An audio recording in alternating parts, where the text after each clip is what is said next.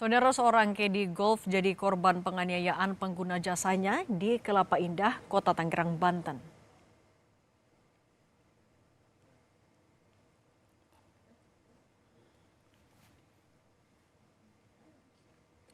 Peristiwa penganiayaan seorang kedi golf oleh seorang pria di kawasan lapangan golf Modern Land, Kelurahan Kelapa Indah, Kecamatan Tangerang, Kota Tangerang, Banten pada Selasa kemarin, terekam kamera pengawas. Akibat penganiayaan ini, korban menderita luka di bagian kepala, pipi, kening hingga bibir.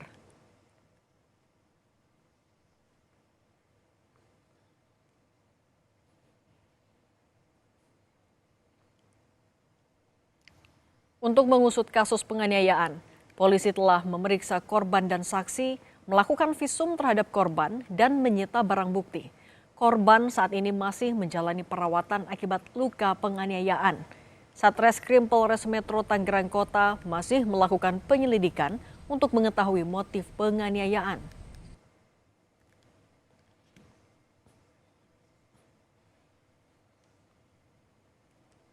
Menerima laporan polisi, memeriksa korban dan saksi-saksi, melakukan visum, menyita barang bukti, serta mendalami rekaman CCTV.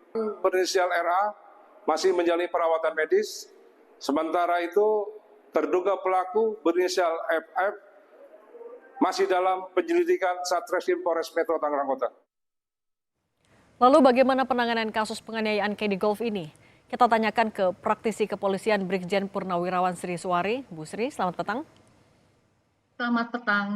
Bu Sri, ketika CCTV sudah ada, artinya juga polisi sudah mengumpulkan bukti satu. Kemudian saksi dan korban juga sudah diperiksa. Artinya sebenarnya pelaku bisa langsung ditangkap dan ditahan? Mestinya demikian, tapi kan polisi itu memiliki peraturan Kapolri tentang bagaimana prosedur penanganan. Kita melihat tadi masih penyelidikan, seolah-olah pelakunya belum teridentifikasi. Tapi saya pastikan istilah penyelidikan itu bagian dari proses untuk tahapan naik ke penyidikan. Karena pelakunya sudah disebutkan berinisial FA. Nah, polisi sekarang mengumpulkan barang bukti, merakit barang bukti itu dikaitkan dengan keterangan korban dan keterangan saksi, sehingga bisa dilakukan konstruksi pasal-pasal yang akan dipersangkakan kepada pelaku. Tapi dipastikan kasus ini harusnya naik gelar, langsung ditentukan penyidikan. Ketika sudah mulai penyidikan, saat itulah dilakukan penindakan penahanan. Saya berharap proses ini tidak terlalu lama karena alasan perkap. Pelakunya jelas, keterangan visum itu bisa dijadikan sebagai alat bukti. Keterangan korban dan saksi itu juga alat bukti.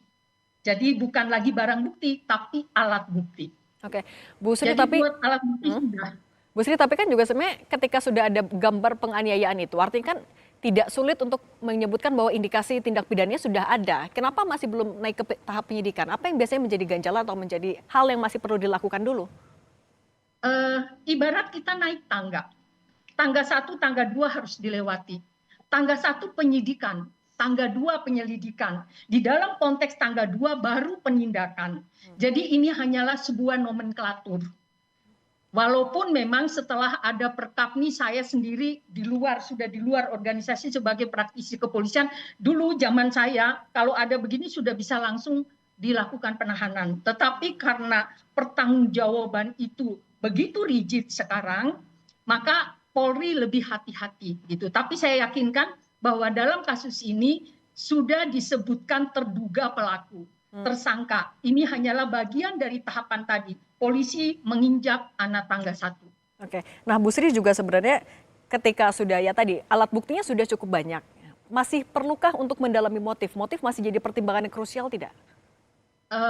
Motif itu sangat perlu karena motif itulah untuk memastikan pasal mana yang paling cocok. Ini terjadi di lapangan golf.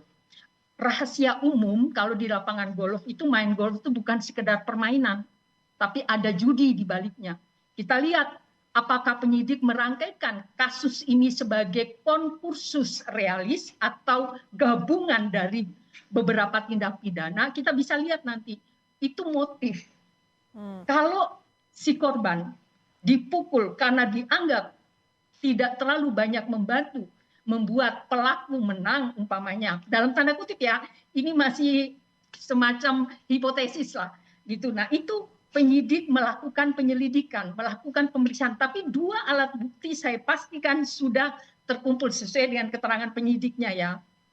Oke. Dan Bu Sri, kalau misalnya terkait dengan penganiayaan, misalnya kasusnya ya ini, kayak di lapangan golf, pelakunya akan tertutup di satu saja sesuai dengan CCTV, atau sebenarnya mungkin juga dikembangkan ke kasus lain?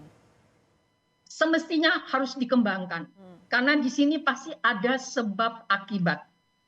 Kalau faktor sebabnya tidak digali, motifkan, maka nanti akibatnya akan terlokalisir, tidak komprehensif. Oke. Brigjen Purnawirawan Sri Suwari, praktisi kepolisian, terima kasih sudah berbagi bersama kami di Kompas Petang. Sehat selalu, Bu Sri. Kembali.